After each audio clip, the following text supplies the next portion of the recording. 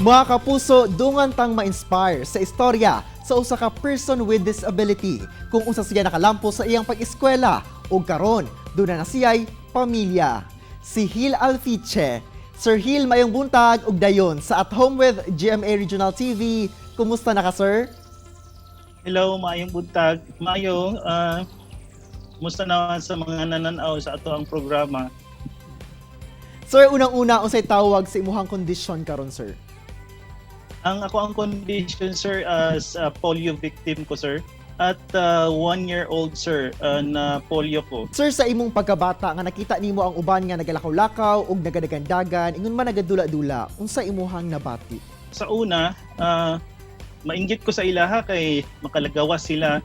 Ako nara ko sa balay permi, ang akong mga kadula kanarang mga iring, mga pets lang namo akong mga dula-dula kay wala magugkoy. Wala may mga bata nga mo suroy sa mga panagsalangman, so dili kay ko makahalubilo sa ubang mga bata, so mainggit ko sa ilaha. Pero siguro tungod kay naamon ko yung mga kauban nga mga pets, so mo na tong mga naghatag sa kuag kalipay nga dili na ko makuan bang masad or makuan sa ilaha nga sagdihin na lang kay naman po ko'y mga pets or mga kauban sa balay nga pwede magpalipay sa kuha. Sir, samtang nagkadako ka, paunsa nimo gidawat ang imuhang kondisyon? Dali lang kay nako nadawat kay wala man ko kaagi lakaw, no.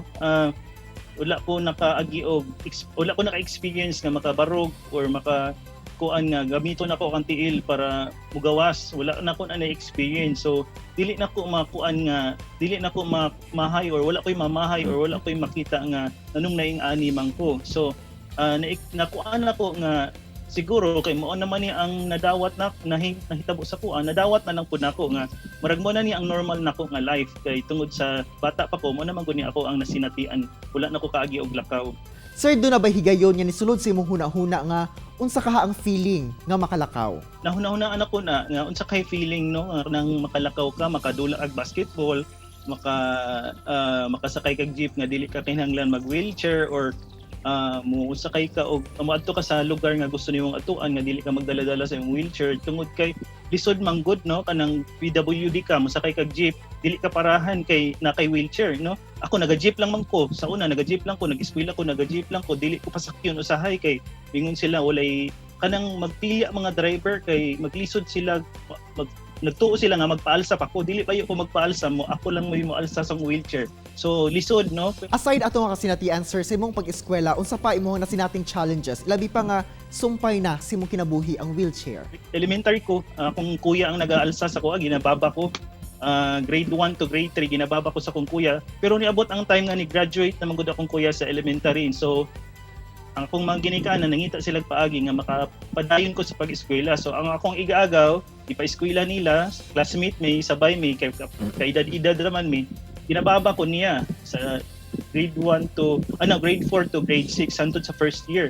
Pero niabot magud ang time nga dili man mi pareha og kuan god kanang kurso ba nga kurso na mo eskwela kung igagaw say mingon man siya nga kapoy sa akong eskwela dili sa akong eskwela. So since nag-agad lang ko sa iya, maundang pug ko kay wala may moalsa sa kuha, di ba, kay babahon ra man ko hangtod sa eskwelahan. Sapod sa mga challenges is kanang mga classmate nimo or mga ubang bata magkuan sa mo nga ano nagpababa man kadako naman kay ka ana bitaw madunggan nimo ba, pero wala na ko nag-iisip nga as negative sa kuha.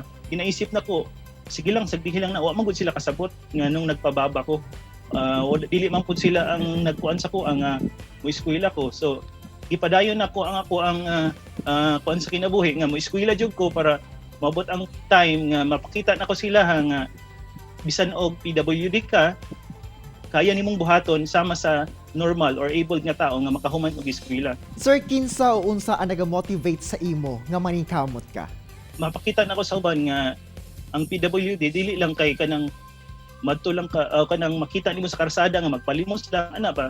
Ang PWD mahimo siyang able, mahimo siyang capable sa pagtrabaho kung naa siya edukasyon, naa siya naabot sa iyang kinabuhi. Sir, human ka naka-graduate og kurso sa computer engineering, unsa imong napamatud-an sa imuhang kaugalingon? Napamatud-an ako sa akong kaugalingon nga sama sa uban sa mga able, dili lisod ang pagkabot sa imuhang edukasyon basta maningkamot lang ka, basta mutulong ka nga kaya nimo na bisan pag magputol-putol pa kasi mag-eskwela, basta ipadayon lang na nimo, makabuot gyud na nimo, dili lang gyud ka mugundang. Sir, unsa pud ang kondisyon sa imong asawa ug kumusta ang inyong anak? Akong asawa, isa po siya ka PWD, no? Cerebral palsy siya. 6 months siya panganak. Dili siya fully, dili siya fully 9 months. Diba, 9 months magid ang bata. Dili siya, 6 months lang siya, gipanganak. So, dili siya kuan. So, na siya cerebral palsy. Though, akong asawa, usa po siya ka professional, graduate po siya, usa siya ka-graduate sa political science sa La Union.